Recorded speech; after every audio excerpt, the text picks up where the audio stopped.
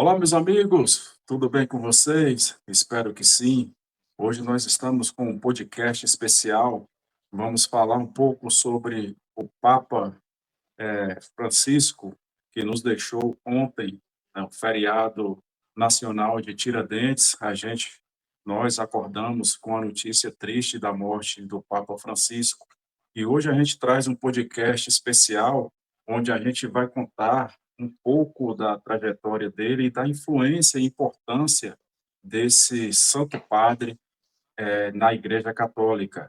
E para presentear o público que já estava sentindo falta do professor Irineu, hoje ele está aqui como convidado especial, professor mestre de História e professor de Filosofia, dispensa apresentações. Seja muito bem-vindo novamente, Irineu. Com certeza os nossos ouvintes e seguidores já estavam sentindo sua falta, né? E hoje você vai trazer um pouco da história e da importância do Papa Francisco nesse período tão curto que ele ficou como Papa, mas de grande mudanças significativas e mudanças, quebras de paradigmas dentro da Igreja Católica. Meu amigo, seja muito bem-vindo. É um prazer ter você aqui novamente e a gente já estava com saudades. Olá, Zé Nilton. Boa noite a todos que vão acompanhar esse podcast. Boa noite, bom dia, boa tarde, dependendo do momento que você vai acompanhar esse bate-papo. Eu também já estava com saudade, né? Esse ano, por questão de trabalho, não foi possível acompanhar mais as gravações, né, desse podcast e já estava com saudade também desse bate-papo. Muito bem, Irineu. É sempre um prazer receber você aqui. E você sabe que a casa é sua.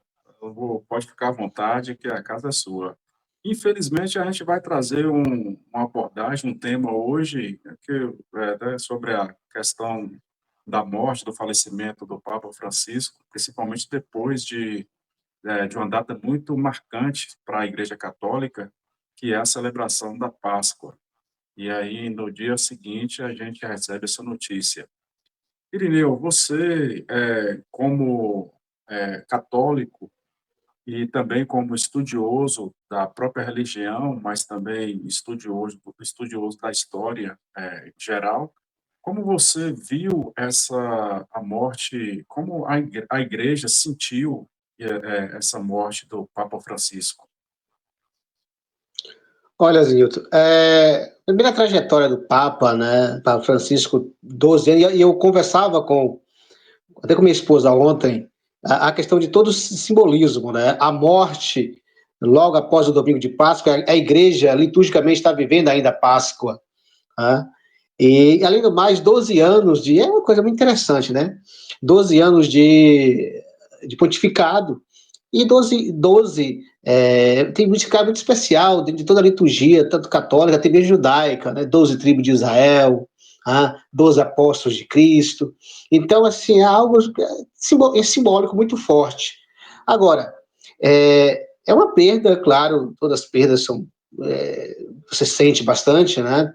Toda perda de ser humano, e o Papa Francisco é ser humano, não, mas, além de tudo, um líder religioso e que fez transformações diversas, né, no âmbito interno, né, dentro da própria igreja, transformações sociais, não teve medo de colocar o dedo na ferida, tanto internamente como nas questões sociais, políticas, né?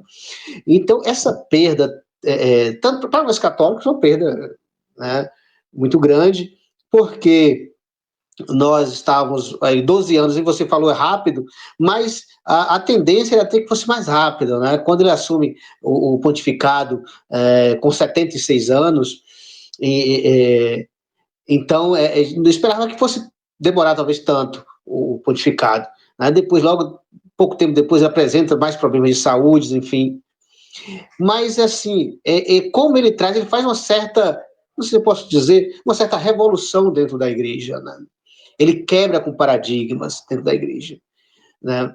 Principalmente nessa questão da simplicidade, mas não só no falar, porque é muito fácil o discurso, mas principalmente nos atos, na atitude, do Papa Francisco, de mostrar muita simplicidade, e isso mostrar como exemplo como nós devemos viver esse Evangelho de Cristo, já que o Evangelho de Cristo, e aí eu sou daqueles que acreditam, que o Evangelho de Cristo pauta principalmente nessa vida de simplicidade, não é na pobreza, é na vida de simplicidade. Não é que o cristão quer que todo mundo seja pobre, não é isso, mas acolher o pobre, é estar ao lado dos mais necessitados. E Papa Francisco fez isso muito bem, mostrou que a igreja deve estar em saída exatamente para buscar estar do lado dos marginalizados, porque o próprio Cristo fez isso muito bem. O Cristo, ele é em busca dos marginalizados, né? Ele está no meio dos marginalizados. Hoje, às vezes, a gente vê algumas tendências teológicas de colocar o Cristo acima de tudo. Ele estava no meio, né, dos marginalizados. Então, quando a gente perde uma figura como o Papa Francisco, isso realmente repercute muito. Porque primeiro vem a preocupação agora, né? E agora, como será da agora para frente? Claro que a igreja, e aqui eu falando como cristão católico, nós oramos e acreditamos que a escolha vai ser a melhor possível, iluminada pelo Espírito Santo. Mas não deixa de ter aquele anseio, né? Como será agora que esse padre, que é o Papa Francisco, que fez tantas transformações, que na verdade, não foi de tantas transformações, mas na verdade mostrou essa necessidade da humildade do cristão, mostrou essa necessidade, como agora será o próximo líder, como que a igreja vai portar, porque a liderança diz muito, né? Então, como que vai ser da agora para frente? Vem essa preocupação no coração. Para o mundo como um todo, não só a igreja católica, também é uma perda grande. É um líder espiritual, mas de influência política, social, né, respeitável, que sabia se posicionar, que questionava quando necessário, né, conversava com todos os grupos, todos os lados. Você vê, acho que a gente vai abordar isso mais à frente, mas em 2015, quando visita os Estados Unidos, primeiro ele visita Cuba, você imagina que coisa significativa visitar Cuba, e é a primeira visita de um Papa a Cuba. Então, assim, é uma perda realmente para a sociedade muito forte, que a gente sente bastante, mas ao mesmo tempo com o coração mais tranquilo, porque ele fez o trabalho necessário, ele transformou, e agora é a gente seguir, né? Irineu, a Igreja Católica, inclusive, de forma até surpreendente na época, lá em 2013, quando o conclave elege Jorge Mário Bergoglio, né, um argentino aqui latino-americano, primeiro papa aqui latino-americano, de forma surpreendente. Nesse momento, a Igreja caminhava por uma linha mais progressista, vamos dizer assim, uma linha que tentava trazer a igreja mais para o caminho da simplicidade. E por isso o Papa Francisco foi escolhido, ou você acha que foi uma coisa mais pensada, vamos dizer assim? Olha, eu não tenho muitas informações, porque assim, como conclave, você sabe, é algo muito secreto, né? A gente fica sabendo depois de algumas coisas de bastidores, mas a gente não tem muitas informações, né? Inclusive, Francisco vai falar alguma coisa em um livro, né? Esqueci o nome do livro agora, que eu não li o livro ainda, só ouvi alguns comentários, né, sobre a conclave que elegeu Bento XVI, o antecessor, né? Então, ele foi o sucessor de Bento XVI. Então, ele fala até, inclusive, que existia, eu li isso antes de ontem, não, ontem mesmo, eu li sobre isso, que ele fala nesse livro, o título do livro é O Sucessor, esqueci o nome do autor agora, e que ele fala exatamente que havia grupos que tentavam, dentro ali, né, dos cardeais, que tentavam, de certa forma, sabotar a eleição de Bento XVI. Então você percebe que é uma escolha que também, claro, como tudo na vida, decisões são decisões políticas. A gente não pode ter inocência também disso, né? São decisões políticas. Então, ele atuou para possibilitar, vamos dizer assim, a eleição de Bento em 2016. Desculpa, gente. A eleição de Bento anterior. Né? E agora, quando escolhe ele, eu vou falar da minha perspectiva pessoal. Eu não esperava realmente. Embora já você ouvia-nos, né? Como diz no popular boca miúda, que possivelmente seria alguém não do eixo europeu para assumir o papado. Eu não acreditava nisso naquele momento, né? Também talvez por falta de informação, não estava acompanhando muito essa questão, quando acompanhando muito, você acompanha mais superficial, né? Não faz estudos mais aprofundados. Então, quando anunciou o bispo latino, primeiro bispo latino-americano, eu fiquei muito surpreso. Claro, não é só por ser latino-americano, né? Porque também não adianta você colocar um latino-americano que tem as ideias retrógradas. Não é a questão do espaço geográfico que você nasceu. É a questão do que você é também, das suas ideias, do que você defende. Tá? E isso, Azenildo, também é porque acho que não foi só um latino-americano, mas também alguém, foi o primeiro Papa aí, mais tantos anos de história, fora do eixo da Europa. Tá? Então, veja só, eu recebi isso com muita surpresa e admiração até. E aí fui pesquisar sobre o novo eleito, o Papa, né, que agora passava a chamar Papa Francisco. E aí percebi já algumas características que muito me agradavam naquele momento, me agradou naquele momento. Que era exatamente essa simplicidade, como ele andava de ônibus lá em Buenos Aires, sendo arcebispo, né? Quando ele se tornou arcebispo em Buenos Aires, ele impôs regras de austeridade, de simplicidade, de prática dos padres, de simplicidade, para os padres ir até os mais pobres, essa necessidade de ir até os mais pobres, os mais necessitados. Então, isso já agrada bastante, porque eu acredito que exatamente o cristianismo, isso, claro, é de uma opinião, é autêntico, é esse, né? É que você vai ao encontro dos mais necessitados, que você estende a mão, né? E o Papa Francisco já fazia isso antes mesmo de se tornar Papa. Então, isso já agradou bastante. Né? Alguém que está preocupado com os problemas, com as mazelas sociais do mundo. No caso, quando estava na Argentina, com os problemas sociais da Argentina. E depois, claro, na questão do cargo que ele exercia como Papa, todos os problemas sociais, culturais do mundo. Né? E questão de imigrantes, questão das guerras, né, de genocídios, enfim, tantos problemas que nós temos aí, e que ele não ficou escondido, que ele vai e visita os lugares, né? Ele vai visitar diversos lugares e vai estar no meio das pessoas, no meio dos necessitados, né? E mostrando simplicidade, inclusive na questão das vestimentas, né? Na questão da moradia. Ele não mora no palácio, ele não aceita morar no palácio episcopal, né? Que seria que todos os papas têm direito. Ele não aceita. Vai morar mais simples, apartamento mais simples e tal. Então, você veja agora a questão até mesmo do sepultamento, né? Questão funerária. Ele nem vai utilizar o dinheiro da própria igreja, não vai fazer aquelas pompas, ele vai ser sepultado em um local mais simples, né?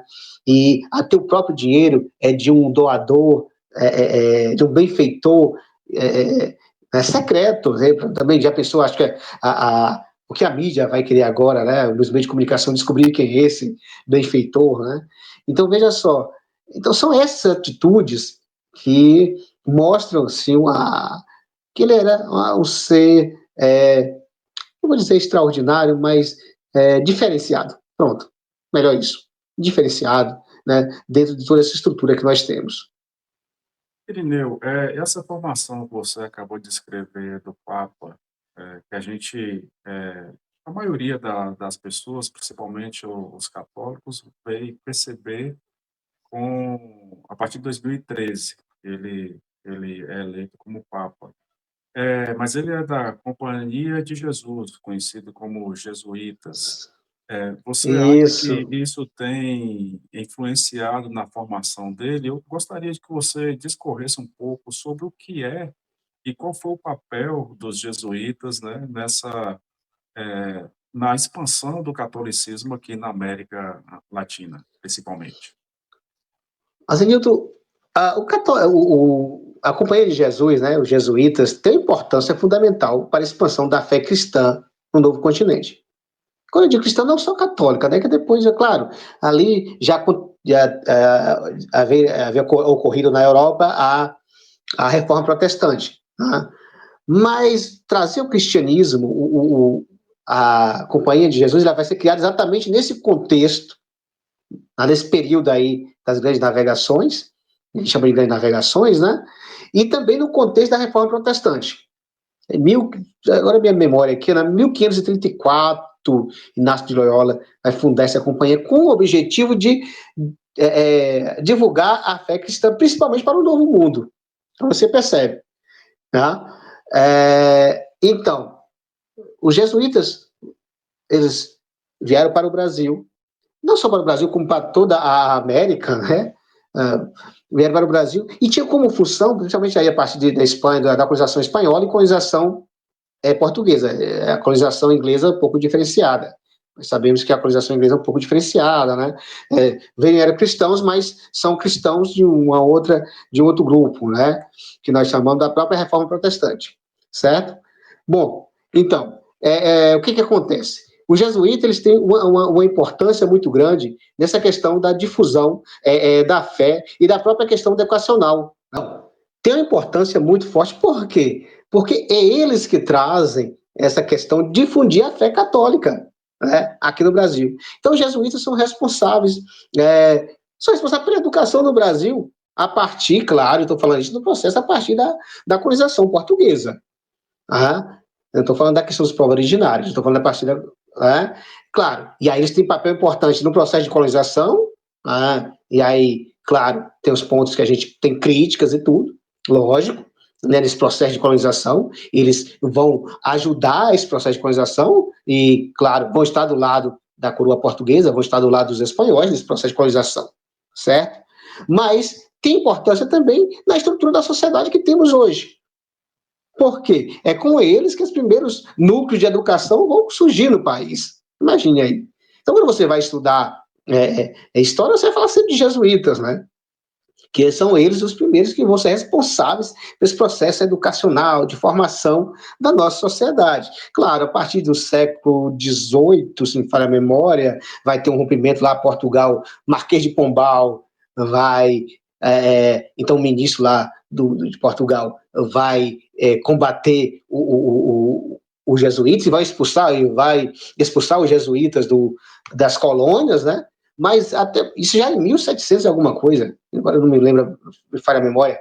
Então, mas todo esse processo de 1500 e alguma coisa, 1530, por aí, todo esse processo, 1550, todo esse processo já é com os jesuítas. Então, ele tem importância muito grande no processo da difusão da fé católica, cristã católica, no nosso continente, no continente americano. Né? E ele faz parte desse grupo, né, desses padres jesuítas, né? Inclusive o primeiro padre jesuíta também a tornar, ele vai quebrando vários paradigmas, né? E adota o nome, olha só, Francisco, e Francisco é uma pessoa voltada muito para a simplicidade e para a humildade. Né? Então, ele adota esse nome de Francisco. Veja que ele sempre tinha esses cuidados, né? De mostrar sempre simplicidade, compaixão, amor ao próximo. Para as pessoas que são leigas no catolicismo, a Igreja Católica ela tem várias companhias, não é isso, Irineu? Isso, Inclusive tem várias uma companhias. franciscana, né? A Companhia de São Franciscana, Francisco. exatamente. Ele não é da Companhia Não é Franciscana, isso. né? Tem dominicanos, tem várias companhias, né? Mas ele não é franciscano, mas adota o nome de São Francisco. Então, a trajetória do Papa, ela é bem de provação da fé. Quando a gente fala muito na questão do homem de fé, é muito das provações que cada um se propõe a carregar. Quando fala cada um carrega a sua cruz, ou cada um sim, carrega o peso da cruz, vai muito disso. E as pessoas que estão na frente como lideranças têm muito isso. E Francisco foi uma pessoa que fez valer, né, todo esse contexto que a religião diz. E Irineu, ele também foi considerado como o Papa do povo, né? Que antes dele, João Paulo II tinha isso, porque João Paulo II também quebrou alguns paradigmas dentro da Igreja Católica, sim. fez algumas aberturas importantes dentro da Igreja Católica, não sei se tão complexas, talvez, como o Francisco tentou fazer. E a gente sabe que a igreja, em sua maioria, são formadas por conservadores, né? Arcebispos, e bispos e padres, etc., conservadores. Então, é muito difícil você tentar reformas reformas mais como posso Que vai dizer, mexer na estrutura, né? isso, exatamente. Que vai mexer nas Então, estruturas. mexer nas estruturas, porque tudo que ele fala tem poder e pode ser tomado como verdade, né? Por exemplo, Isso. em várias situações, e talvez seja por isso, e eu gostaria de ouvir você sobre isso, sobre a questão de equiparar, né? Ele não, por exemplo, ele colocou em pé de igualdade, óbvio que respeitando toda a conjuntura da igreja, mas colocou em pé de igualdade homens e mulheres dentro da igreja. Tanto é que, acho que, se não me engano, dos principais cargos dentro do Vaticano foi ocupado por uma mulher no período dele. E foi uma pessoa que não foi de frente com toda a situação, até porque é muito complicado quando você está numa liderança religiosa, mas ele acolheu a todos sem exceção, né? Então, eu gostaria de ouvir você sobre esse aspecto, dessa visão mais humana, né, e mais sem aquelas amarras da igreja tradicional que a gente é acostumado a ver. É isso, olha só. Toda instituição religiosa tem toda a sua doutrina, né? Tem todo o seu processo litúrgico, e que requer, às vezes, regras, enfim. Isso é comum. Isso é comum a todas as igrejas, né? Enfim, as religiões, né? Você vai, visita um terreiro, ele vai ter toda também a questão litúrgica, as regras, tem tudo isso. Isso não é nenhum mal em si. A questão é que, às vezes, as pessoas, para praticar esses ritos, ou seguir certas ideias doutrinárias, ou certa ideia de rito mesmo, não é nem de doutrina, mas de ritos mesmo, acaba esquecendo o humano. E acaba passando por cima da ideia do humano, de acolher o humano. Veja, o próprio Cristo, ele estava lá com alguns problemas, tal, e aí curava alguém no dia de sábado. Aí os judeus, alguns fariseus, né, e lá e questionavam, olha, você está com o dia de sábado? Não pode, a lei não permite isso. Veja só, é lei, não permite isso. E ele vai e diz, não, ó, mas veja aí, entenda, o sábado não foi feito, o homem, como é que é? O sábado foi feito para o homem, né? E não ao contrário. Então, é preciso, se você pode curar no sábado, se você pode acolher, pode ajudar no sábado, vai ter que esperar passar o sábado para dar mão a quem está necessitado, a quem precisa do agora. Né? E assim também na vida religiosa como todo. Não é desrespeitando regras, não é abolindo as regras, mas é percebendo o que é importante no momento. E o Papa Francisco faz isso muito bem. Tanto é que ele era acusado de ser um padre vilheiro, parece que é assim a pronúncia, né? Que é mais ou menos assim um padre da favela. Isso já na sua atuação na Argentina, exatamente porque ele ia muito ao encontro das pessoas mais necessitadas, das pessoas que estavam na periferia, né? E ele dizia assim, olha, ainda bem que eu gosto quando diz isso, e eu rogo a Deus para que eu seja digno desse título. Porque, na verdade, era um título que tentava desmerecê-lo. Né? Então, assim, o padre da favela. Então, assim, esse padre, porque por isso que é padre do povo. Né? É porque está junto, sentindo, vendo a necessidade, né? Dando a mão. Porque, lógico, você. Não é que eu dizer que não é válido você fazer orações, né, pelas pessoas pobres. Sim, é válido, é necessário, né? Na nossa crença é necessário, tal. Mas além disso, é preciso estar junto com eles, sentindo a necessidade deles, porque o Cristo não ficava no canto parado fazendo orações somente. O Cristo estava no meio, junto com prostitutas, sendo tocado por mulher hemorrágica, almoçando com o cobrador de imposto, tocando em leprosos. Veja, o Cristo é um Cristo que está no meio do povo. Hoje, às vezes, tem a tendência da gente pegar o Cristo e isolar das pessoas. E achar que tem um grupo eleito que só esse tem acesso ao Cristo. E aí é nesse ponto que o Papa Francisco vai romper. Não, não é bem assim. Não há um grupo eleito que tem acesso ao Cristo. Não há um grupo de intelectuais, um grupo de pessoas escolhidas apenas que tem acesso ao Cristo. O Cristo é para todos. Né? E ele vai dizer, né, é preciso, no finalzinho, vou falar um pouquinho sobre isso, mas é preciso a igreja em saída. Ou seja, que vá ao encontro das pessoas. Né? E que não fique só entre quatro paredes, nas suas orações, às vezes até intermináveis, né? E esqueça da ação, do social, de estar com o outro. Então, esse, o Papa Francisco, era muito disso, e por isso mesmo considerado o Papa do povo. E aí você fala bem dessa questão das mulheres, por exemplo, acolhimento.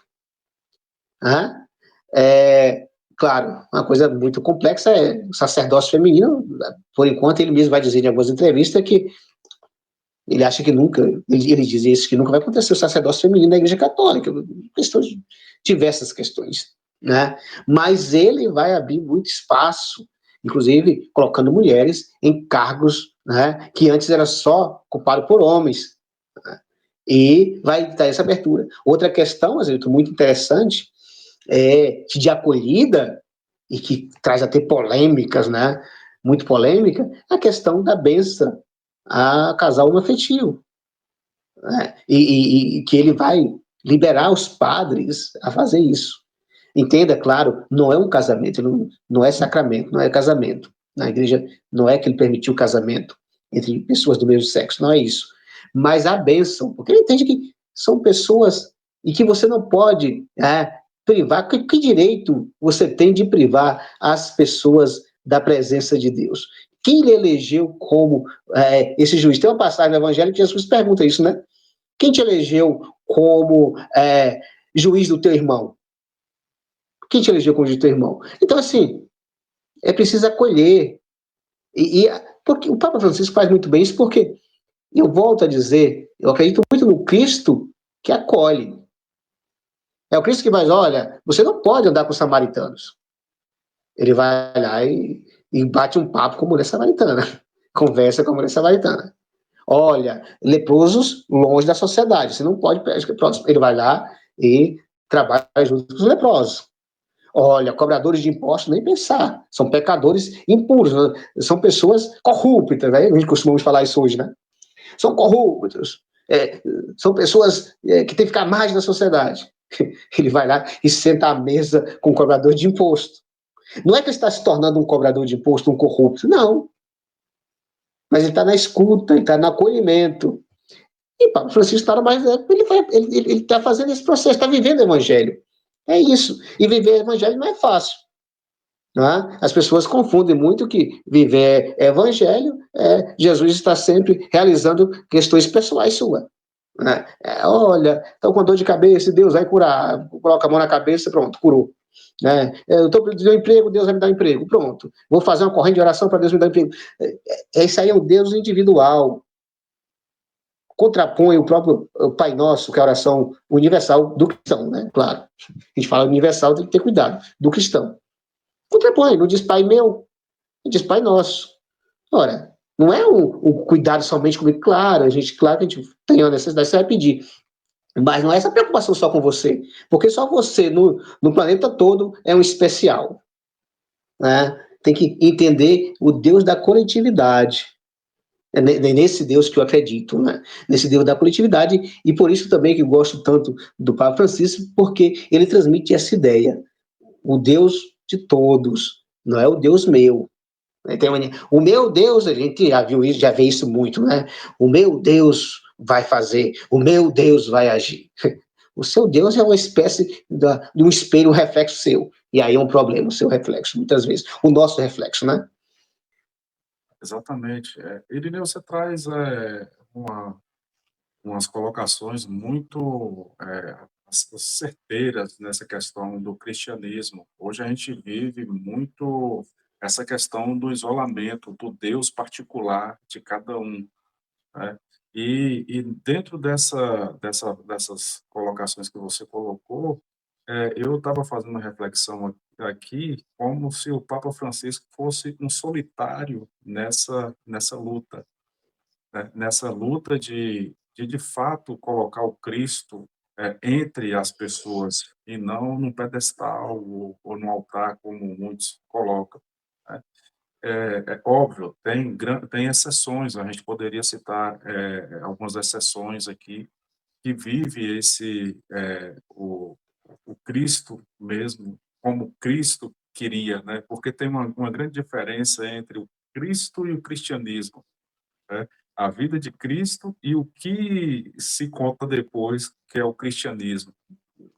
Mas eu queria ouvir de você, Lineu, como é tão difícil a igreja reconhecer isso, né? Porque a gente vê muita. E aí, quando eu falo a igreja, eu já estou expandindo, porque a questão do cristianismo não é só o católico, mas sim também o protestantismo, ou os evangélicos, né? Como há um distanciamento muito grande do que foi, porque tanto a citação bíblica e não, de fato, o que Jesus representou, porque é mais preferível citar a Bíblia do que a vida de Jesus, simples e puramente, como foi. A gente tem uma questão dentro da religião, é porque, assim, eu costumo brincar que, dependendo de como você lê a Bíblia, você vai justificar tudo. Né? Se você tiver cuidado, você justifica tudo dentro da Bíblia. Então, tem algumas determinadas passagens, e aí que você se apega a elas, e aí você isola do resto. Porque você acha que, a partir daquilo ali que você leu, você foi o escolhido de Deus. Né? Quando a gente fala escolhido de Deus, precisa entender que você não é o único escolhido. Entendeu? Você é escolhido, como todos os demais. É só mais um, né? É só mais um. É de todos. Você não é o escolhido, o especial. Mas isso faz parte do nosso ego, né? Eu sou o escolhido de Deus. E aí você começa a pegar a parte da Bíblia e começa a tentar justificar essa escolha só para você ou só para um determinado grupo.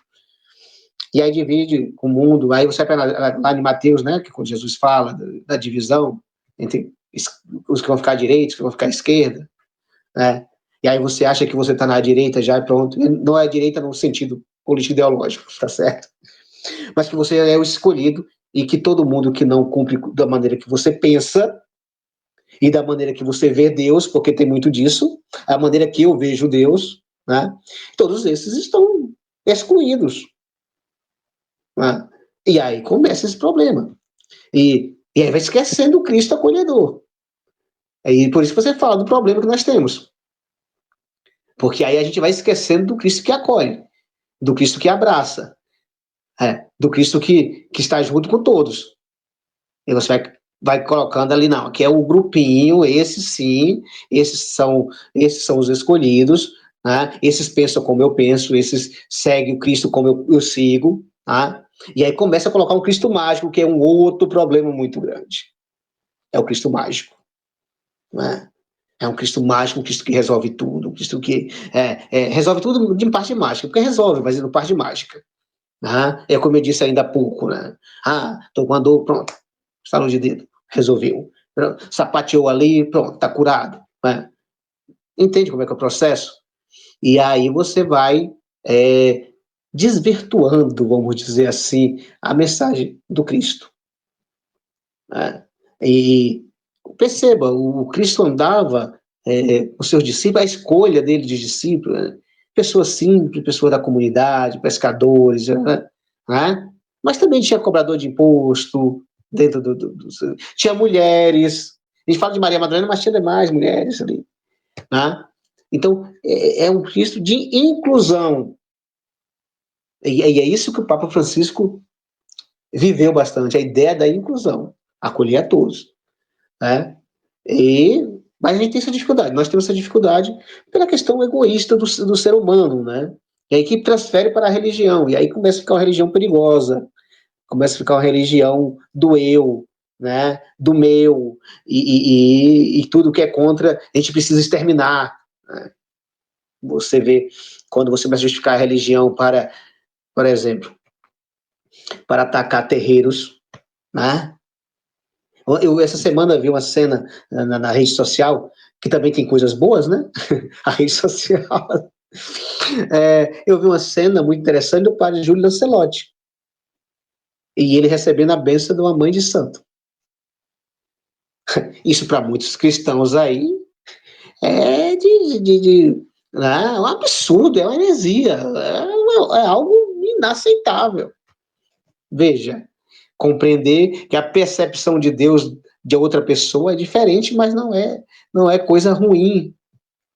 É uma percepção diferente de Deus, né? Deus se manifesta de diversas maneiras, não é só como eu quero que manifesta. Né? Né? O Deus não é uma propriedade minha. Isso. Pode falar. E assim, só para complementar aí essa questão que você levantou do padre do Lancelotti, o Papa Francisco visitou o Oriente Médio, né? Visitou o Irã, Sim, Terra Santa lá, que é a Terra Santa para judeus e também para cristãos, né? Visitou os líderes religiosos do Oriente, ortodoxos. isso.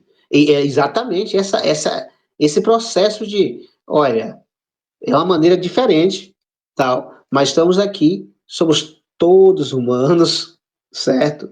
Precisamos tentar resolver esses problemas, porque, veja, se a gente for para um pouquinho de racionalidade, é um absurdo que centenas de milhares de mortes sejam a partir de conflitos religiosos.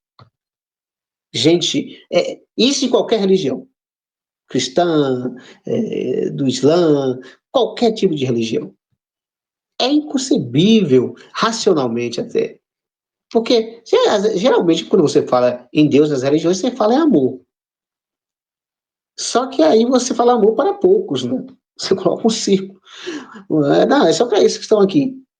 E aí complica. Né? E o Papa Francisco, ele vai fazendo essas aberturas, e que com certeza tem muitas resistências na igreja.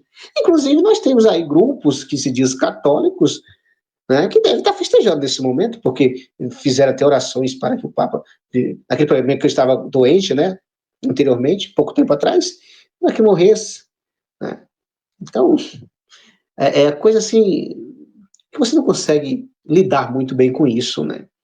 E falar, será? E aí faz você questionar, que, que Cristo é esse que essas pessoas vivem? E aí eu me pergunto, quando eu vejo essas atitudes, será que esse Cristo também é o que eu estou vivendo, o que eu estou pregando? Né? Será que eu estou me distanciando também? Né? Porque, sinceramente, se esse for o Cristo, é preferível não seguir. É, muito, muito forte essa passagem sua, quando você coloca essa situação, e assim, para os nossos ouvintes, é uma reflexão muito ampla, né? Porque aí você abrange não só quem tem a religiosidade, ou é católico, ou é evangélico, mas, de uma forma geral, a reflexão. Porque o ser humano, para além de viver nesse mundo, ele também tem um campo espiritual que pode ser vamos dizer, desconhecido para muitos, né? Mesmo para quem conhece, não sabe, não tem a certeza do que se trata.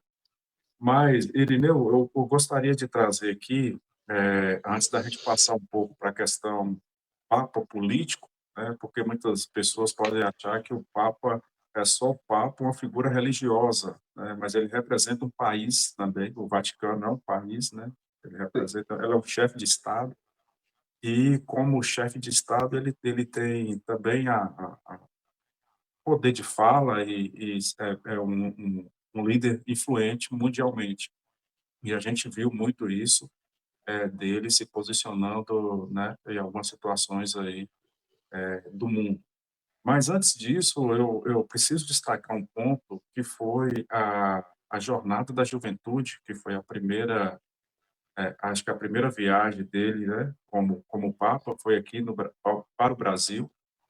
E Sim. ele já tinha essa preocupação. Eu não sei dizer, e aí você vai poder me dizer em quanto tempo acontece essa jornada da juventude, mas a preocupação da igreja com os jovens. Hoje, talvez a grande preocupação da humanidade como um todo é com a juventude. Não só hoje, se a gente for trazer para o caminho da questão social, de convivência, mas não só isso, por exemplo, não só a dependência das redes sociais, dessa coisa maluca que o mundo se tornou, mas principalmente nos conflitos onde se morrem mais crianças, se morrem mais jovens nas guerras, né? Eu queria ver essa visão sua dessa preocupação, se foi uma preocupação ali pontual ou se a Igreja Católica tem essa bandeira como permanente em relação à juventude. Olha, ele veio aqui realmente, foi a primeira viagem dele internacional e a única viagem ao Brasil, né? Foi em julho, me falha a memória, julho de 2013. Inclusive, algumas pessoas de Bicuí, né, na minha cidade, foram para. Eu não fui, não estava presente.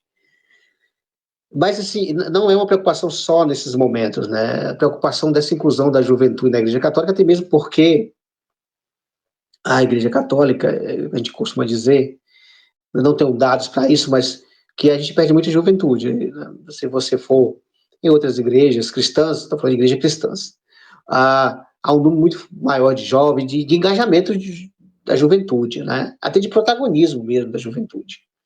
E a Igreja Católica, até mesmo por toda a sua estrutura, ela deixa pouco espaço para protagonismo muito juvenil, né? Pela sua estrutura de cultos, toda a questão litúrgica. Então, o protagonismo é na ação mesmo, no dia a dia, na caminhada, nos grupos, né? Já as igrejas evangélicas têm a dinâmica diferente, não estou fazendo nenhuma crítica aqui, dinâmica diferente, né? Então, há uma preocupação da juventude, e há uma preocupação do Papa Francisco para com a juventude, muito forte, havia essa preocupação dele para com a juventude. Inclusive, não só na questão de estar na igreja, claro que é uma questão também de estar na igreja, mas não só nessa questão de como o jovem ser protagonista, né? O jovem não, e ele até recomendava, né? Não fique aí parados. A coisa mais triste, é mais ou menos essas palavras dele. A coisa mais triste é o jovem parado, sem perspectiva, sem vontade de lutar, né? O jovem tem que estar andando, caminhando, tem que estar na luta constante, tem que estar transformando. Mais ou menos isso que ele vai dizer, né? Na sua caminhada de juventude. Então é uma preocupação da igreja, tanto para que o jovem participe da igreja, claro, mas também para que o jovem tenha esse protagonismo social, que muitas vezes é esquecido, né? Que muitas vezes é esquecido. E todo mundo fala, a juventude é o futuro do país, mas esquece desse protagonismo juvenil, né? Esquece de dar muitas oportunidades para essa juventude, né? Eu lembro, assim, que naquele tempo que a gente trabalhava no Grêmio Estudantil, eu escrevi um pequeno texto lá no jornalzinho do Grêmio Raio X, falando do Brasil, o país do futuro, né? Esse futuro que nunca chegava. E assim também é a juventude, a gente tem esse negócio de juventude, né? É o futuro, é o futuro. Não, o jovem é o presente. No futuro do jovem vai ser adulto. O futuro do jovem vai ser velho. Velho assim, idade, né? Idoso, para não ficar com essa, né? Então, assim, o futuro do jovem é o presente, ele é jovem agora. Claro que você fala, mas precisa ter a cabeça jovem. Sim, são outras coisas. Mas o jovem é agora, ele precisa realizar agora. Ele precisa transformar agora. Né? No futuro ele precisa transformar como adulto. e mais à frente como idoso, transformando, porque a gente não pode parar porque chegou da idade também, né?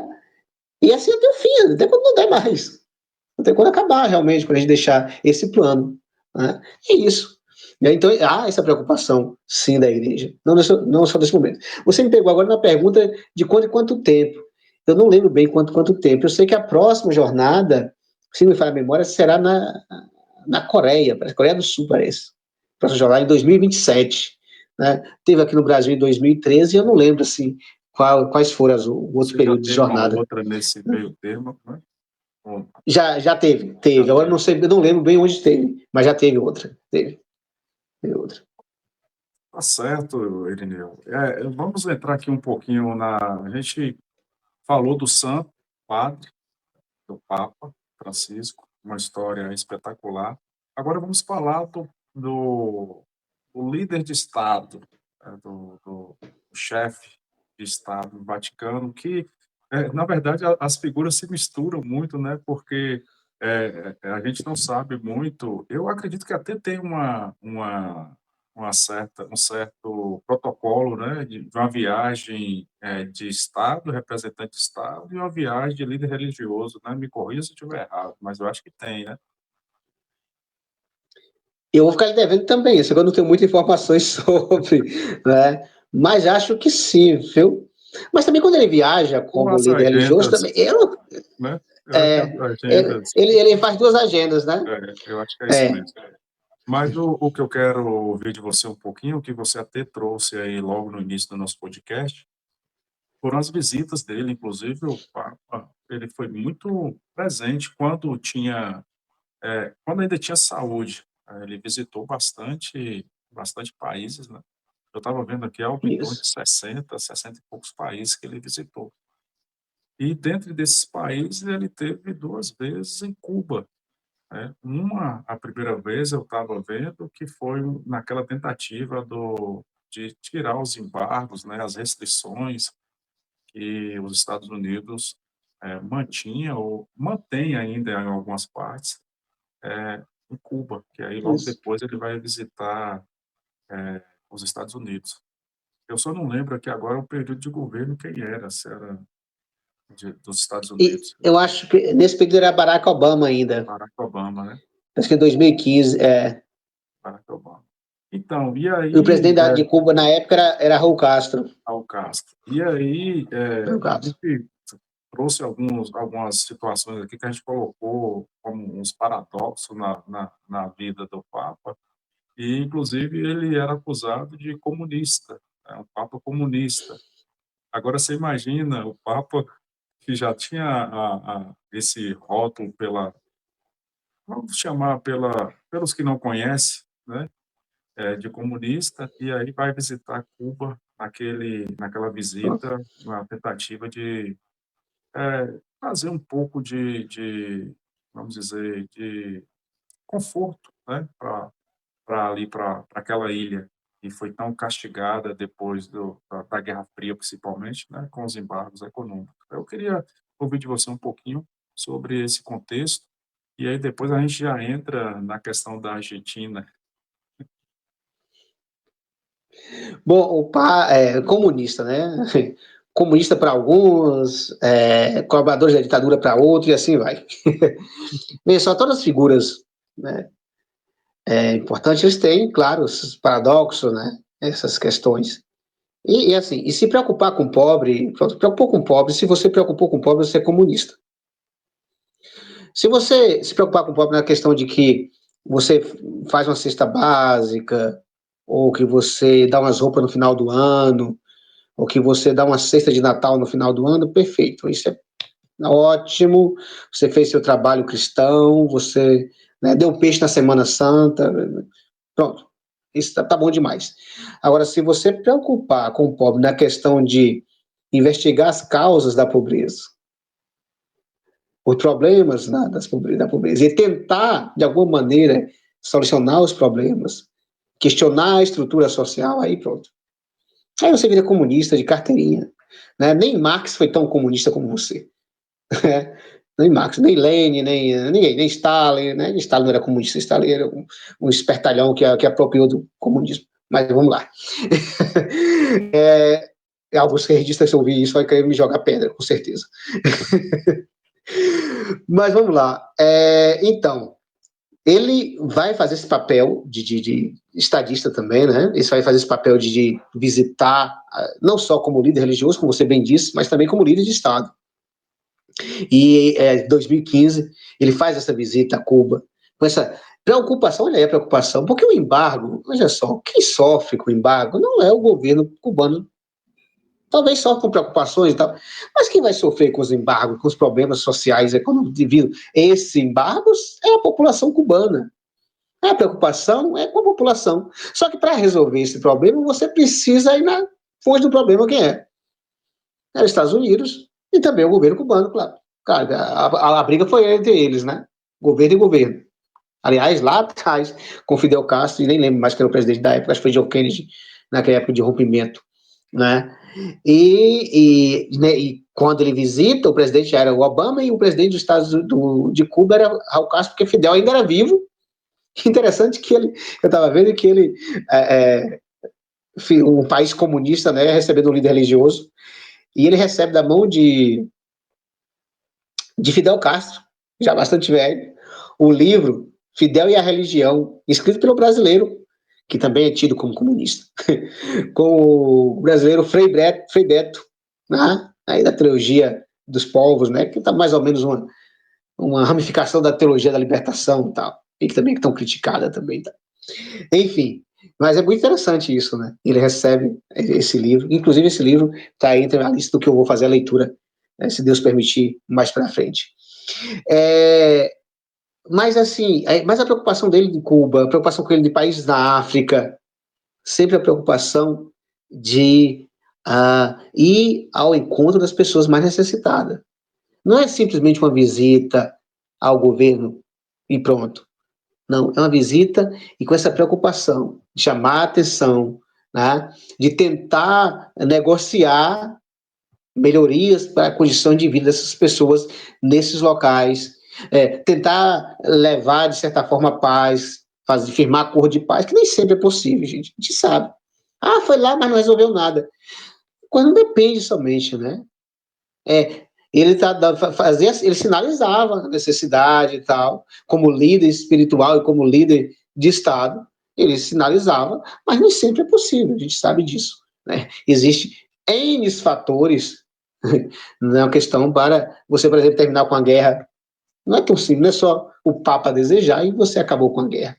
Né? Mas pelo menos ele colocava o dedo, ele dizia, ele apontava. Né?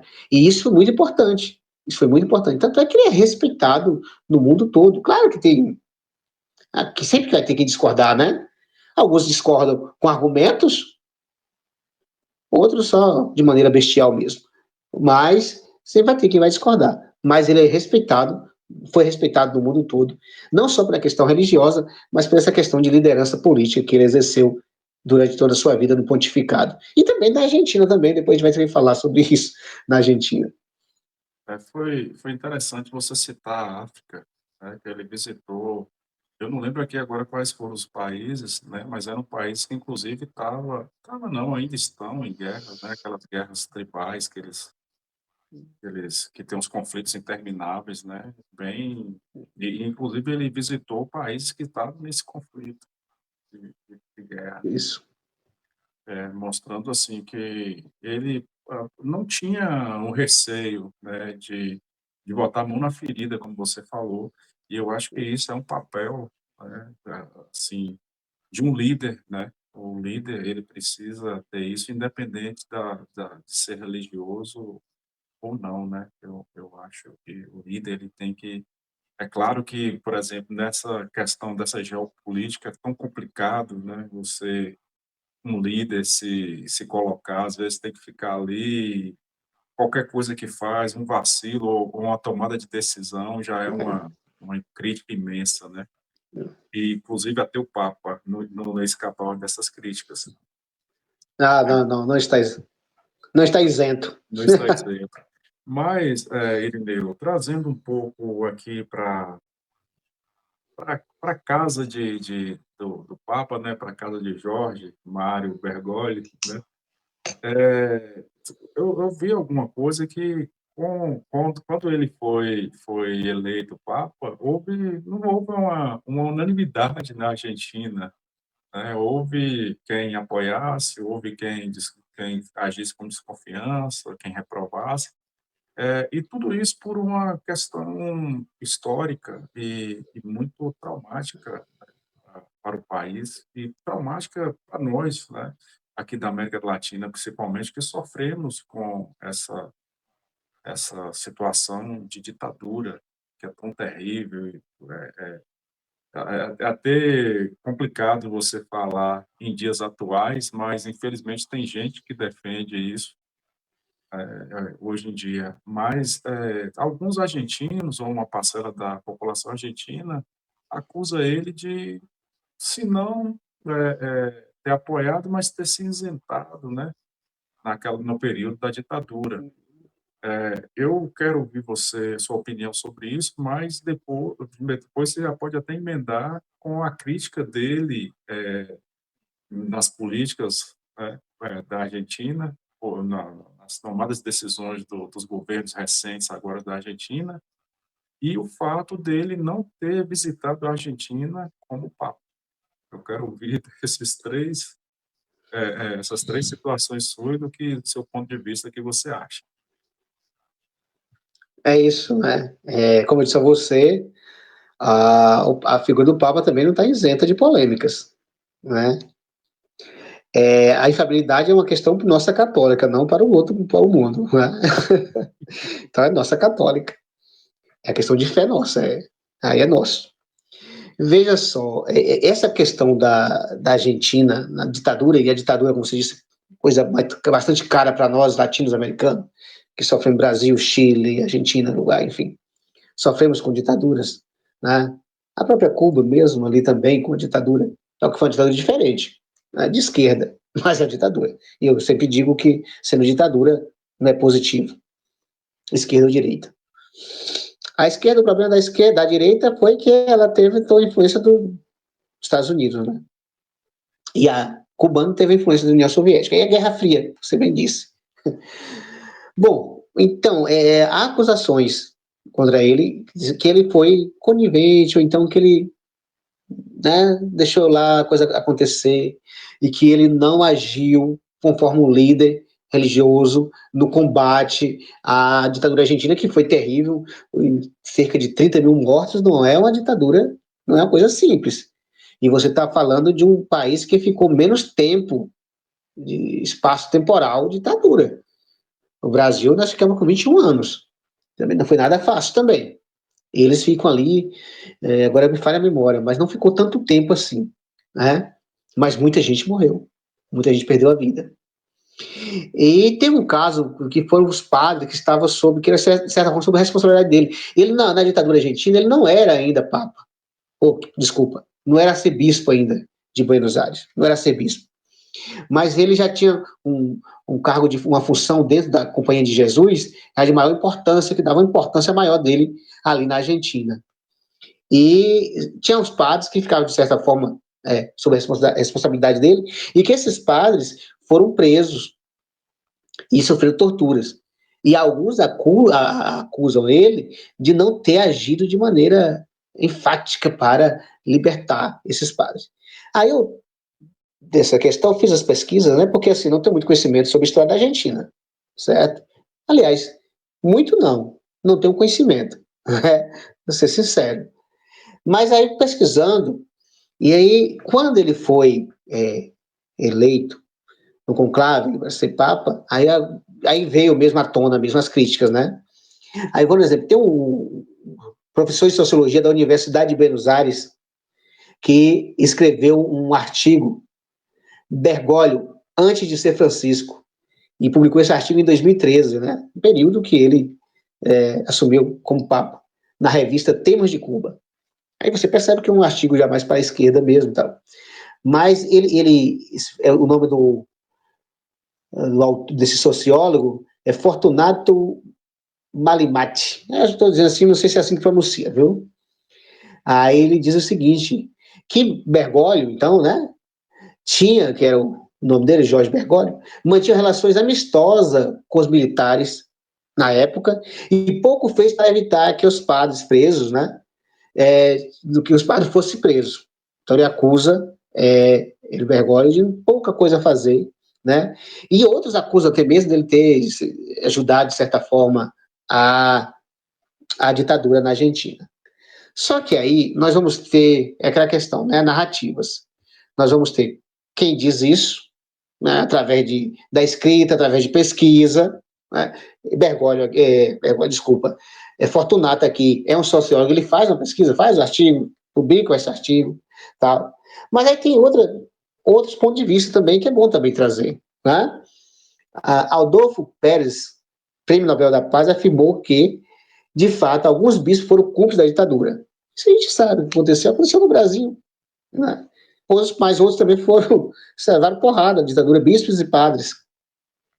Aí diz, olha só, Bergoglio na época não era um bispo, apenas um superior provincial do jesuíta na Argentina. Ele não teve nada a ver com a ditadura, não colaborou com ela, preferiu uma diplomacia silenciosa. Isso já é a opinião do Adolfo Pérez, que foi Prêmio Nobel da Paz. Ele diz que ele ficou em silêncio, mas ele não colaborou. Né? E outro traz uma opinião diferente. Não só que ele não colaborou, como não que ele ficou em silêncio, mas que ele colaborou contra a ditadura. Veja só que são opiniões, né? O jornalista e ex-guerrilheiro Aldo Dutchevich, em seu livro Salvados por Francisco, claro que esse livro é um livro feito exatamente para defender a figura de Francisco, né? Publicado na Argentina em 2019, ele traz detalhes da atuação de Bergoglio durante a ditadura e diz que o então provincial do jesuíta atuou não só para libertar os padres que foram presos, que saíram em liberdade 6 meses após a prisão, mas diversos outros perseguidos políticos. Né? Aí ele afirma, ele foi um padre que arriscou para ajudar os perseguidos pela ditadura. Há provas, testemunha e evidência de ex-militantes. Muitos, se hoje estão vivos, devem isso a Bergoglio, que o Bergoglio fez por eles. Então, veja, é um tema polêmico, sim. Eu trouxe aqui opiniões diversas. Eu trouxe uma opinião dizendo que ele realmente foi conivente e tal, no mínimo, né, não fez nada. Outro dizendo que, não, ele não fez, mas também manteve silêncio, né? E outro dizendo, não, que ele atuou. Inclusive, esse é um ex-guerrilheiro, né? Eu não sei se esse guerrilheiro atuou de alguma maneira nesse processo da Argentina, mas que ele atuou nesse processo e atuou de maneira positiva para evitar prisões, né? Foi contrário ao regime. Então, veja, é um tema polêmico, mas que tem visões diferentes sobre ele. Ele vai se defender no livro, ele disse que mais tarde tudo ficou explicado, né? O Papa, ele se defende em um dos livros. E você também perguntou sobre a questão, ele vai fazer críticas ao governo de Cristina Kirchner já lá em 2000, nos anos 2000, na Argentina, que a Argentina entra numa crise terrível, e ele faz críticas terríveis na Argentina sobre a política econômica, e faz críticas também recentemente à política econômica argentina, e a política não só econômica na Argentina, né? Nós estamos vivendo uma política na Argentina muito parecida com o que vivemos aqui entre 2018 e 2022, e que nós corremos o risco de retornar para ela. Depende aí de 2000. Depende do que a democracia nos dizer, né? Que a democracia é esse regime que permite que alguém que é contra ela possa ser eleito para tentar derrubá-la. Algo. Né? Você na ditadura, você não pode gritar por democracia. Queremos liberdade, porrada. Mas na democracia, você grita, faz manifestação e ainda diz que é perseguido ainda. Você está em praça pública fazendo manifestação, você convoca a multidão, discursa e está sendo perseguido. É um negócio interessante isso. Mas tudo bem. Vamos lá que o papo não é esse, senão a gente entra para outro caminho. Meu amigo, a gente está chegando no final do nosso podcast. Assim, a história do Papa não começou em 2013, a gente sabe disso, tem uma história. Aí eu estava até vendo um pouco que ele chegou a ser professor, né? Eu não lembro aqui agora onde, mas foi professor antes de ir para o sacerdócio, né? Mas, infelizmente, nosso tempo está acabando e a gente poderia discorrer mais aqui. Tem muita coisa que poderia ter vindo à tona aqui para a gente tocar nesse assunto, no assunto da vida do Papa. E o Bergoglio também tem muita história, né? Não é só o Papa Francisco que tem. Bergoglio tem muita história e muita história de luta também, né? De luta mas ele sempre, pelo que a gente pega da biografia dele, ele sempre estava, vamos dizer, do lado certo da história, né? É claro que tem as polêmicas e o ser humano ele é falho, né? A gente é falho e realmente tem momentos na história que nem sempre você vai se posicionar por N motivos. Mas, meu amigo, a gente está chegando no final do nosso podcast. Quero dizer para você que o papo foi muito bom. Você trouxe o conhecimento da parte histórica, né, do Papa, trouxe o conhecimento um pouco da filosofia também para abordar alguns temas e trouxe o conhecimento de quem é católico e praticante, que está dentro da igreja, tem essa consciência de perceber os avanços dentro da igreja. Tem muita coisa que precisa ser mudada, e isso eu falo de forma de só observar, mas fico muito feliz de ter batido esse papo contigo hoje. É um prazer ter você aqui novamente. Espero que sua agenda se ajuste, que possamos contar contigo mais vezes, que isso enriquece demais o nosso bate-papo. Mas eu assim, porque antes de passar para as considerações finais sua, aliás, já passando para as considerações finais sua, eu gostaria que você destacasse um legado que Francisco vai deixar na igreja, que nenhum conservador que porventura for eleito vai conseguir apagar. Olha, o legado. Também foi muito bom participar desse momento, né, dessa discussão. Claro que muitas coisas aqui faz parte da minha opinião, né? As pessoas podem discordar, claro, né? Mas é muito importante, muito interessante, né? Hoje estudei um pouco mais sobre o Papa Francisco, né? O legado que ele deixa, inegavelmente, é essa questão da igreja em saída. Eu acho que esse legado, né? E que a gente precisa entender essa igreja de saída. Eu vou até fazer uma leitura de uma citação dele, desse livro. Eu gosto sempre de algum livro, né? Esse livro aqui foi presente da minha amada esposa no meu 42º aniversário, apesar de eu ter esse rosto de 20 anos, né? Faço parte dos 40. Então foi o ano passado, o 42º aniversário, no ano passado. E ela, sabendo muito que eu gosto de leitura e tal, e presenteou com esse livro, belíssimo livro, Francisco, né? O Nome de Deus é Misericórdia. Né? É uma entrevista, logo após ele assumir o pontificado, com o jornalista Andrea Tornielli, um jornalista italiano, e é um jornalista, viu? O que a gente fala André, o italiano, né? André é o nome de jornalista. E nesse livro ele vai falar dessa questão do Deus minha misericórdia, ele vai falar sempre, enfático essa questão da misericórdia de Deus. E aqui tem a citação na contracapa do livro, né? E diz o seguinte: principalmente para a igreja essa citação, né? A igreja não está no mundo para condenar, mas para promover o encontro com aquele amor visceral que é a misericórdia de Deus. Para que isso aconteça, é necessário sair das igrejas e das paróquias, sair e ir à procura das pessoas onde elas se encontram, onde sofrem, onde esperam. Olha que maravilha, Francisco. Então acho que esse legado vai ficar, essa ideia da igreja de saída. E que nós possamos entender que essa igreja de saída não é colocar a Bíblia debaixo do braço no domingo, ou qualquer dia da semana, e ficar lá pregando somente o evangelho, não. Também é importante isso, não estou dizendo que isso não é importante. Mas não é isso apenas. Essa igreja em saída é exatamente ir aonde o povo está, onde as pessoas estão sofrendo a necessidade. É estar onde o outro está. é estar, vamos dizer, lá nas periferias da cidade, né? Cracolândia da vida. O padre Júlio Lancelotti faz isso muito bem. Igreja em saída. Isso nós temos que compreender, ser igreja em saída. Não ficar só no templo, né? Mas sair, ir em busca. E não só em busca de uma ideia de trazer mais um membro para a igreja, que é esse outro problema também, que isso me agonia, isso me tira o sono muitas vezes, que é essa preocupação desenfreada de ter mais um fiel. Não é essa a preocupação. A preocupação é inserir a pessoa na comunidade. Jesus Cristo era judeu. E não se preocupava, e o judaísmo não tem muita preocupação, mas não se preocupava em ficar trazendo as pessoas para o judaísmo. A preocupação é inserir na sociedade.